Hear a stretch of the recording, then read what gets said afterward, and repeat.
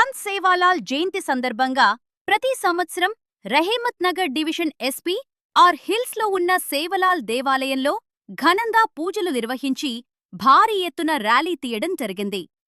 సేవాలాల్ మహారాజ్ దేవాలయంలో ముఖ్య అతిథులు, నాయకులు మరియు ప్రజలు భారీ ఎత్తున పాల్గొని పూజలు నిర్వహించి వచ్చిన వాళ్లకి అన్నదాన కార్యక్రమం కూడా ఏర్పాటు చేశారు.